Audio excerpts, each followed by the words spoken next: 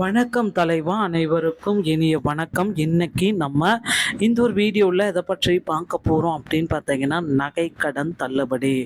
கூட்டுறவு வங்கிகளில் தள்ளுபடி யாருக்கு கிடைக்கும், தமிழக அரசு வெளியிட்டுள்ள அந்த ஒரு முக்கியமான தகவலை பற்றி தான் இந்த ஒரு வீடியோவில் நாம் முழுமையான தகவலாக பார்க்க போகிறோம்.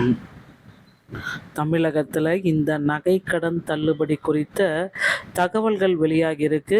ஸோ முதல்வர் விஜய் அவர்கள் பொறுப்பேற்ற நாளிலிருந்து தமிழக முதல்வராக பொறுப்பேற்ற கண்டு அறிவித்ததாக சொல்லப்படும் நகைக்கடன் தள்ளுபடி குறித்த செய்திகளை பற்றி தான் இந்த ஒரு வீடியோ விவரிக்கிறது.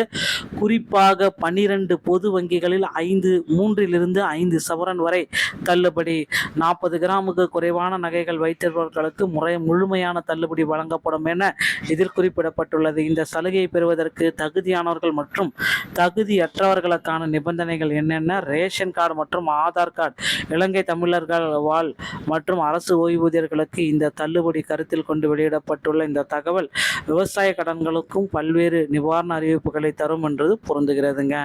ஸோ நீங்கள் இப்போ இருக்கிற டைமில் பார்த்தீங்க அப்படின்னா இந்த தள்ளுபடி எப்போ உங்கள் அக்கௌண்ட்டுக்கு வரும், இதுதான் இப்போ இருக்கிற கேள்வி. ஸோ கூட்டுறவு வங்கிகளில் தள்ளுபடி, நகைக்கடனை முழுமையாக தள்ளுபடி. முந்தைய ஆட்சியில் கொண்டு வரப்பட்டு பல்வேறு தொழில்நுட்ப குறைபாடுகளால் முடக்கப்பட்ட திட்டங்களை அப்படியே கைவிடாமல் அவற்றில் உள்ள சிக்கலை கண்டறிந்து செய்வதே இந்த ஆட்சியினுடைய நோக்கம். ஸோ கூட்டுறவு வங்கிகளில் வைத்திருக்கக்கூடிய நகைக்கடன் தள்ளுபடி குறித்த செய்தி மீண்டும் அடிபட துவங்கியிருக்கிறது. விஜய் தனது தேர்தல் வாக்குறுதிகளில் மணப்பெண்களுக்கு 1 சவரன் தங்கம் வழங்கப்படும் என அறிவித்திருந்த நிலையில் தற்பொழுது கூட்டுறவுத்துறையின் இந்த மறுபரிசீலனை நடவடிக்கைகள் ஆரம்பமாகி உள்ளதாக தகவல்கள் தெரிவிக்கிறது.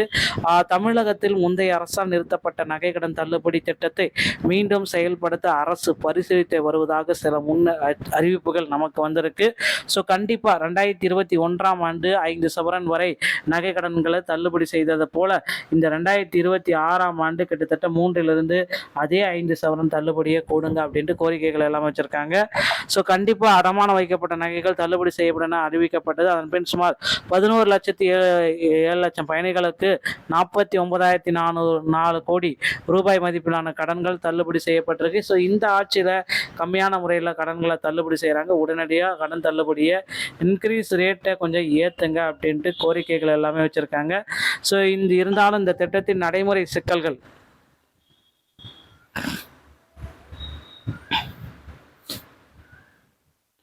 இந்த திட்டத்தினுடைய நடைமுறை சிக்கல்கள் இருந்தாலும் என்ன நடக்கும் அப்படின்றது யாருக்குமே தெரியல. ஸோ நகை கடன்களை தள்ளுபடி செய்யணும் அப்படின்றது தான் இப்போ பார்த்தீங்கன்னா பெரிய இதாக இருக்குது. எல்லாருக்குமே இந்த தள்ளுபடி கொடுப்பாங்களா அப்படின்றது கேள்விக்குறியாக இருக்குங்க. ஸோ கிட்டத்தட்ட ஒரு குறிப்பிட்ட நபர்களுக்கு மட்டும்தான் இந்த நகைக்கடன் தள்ளுபடி.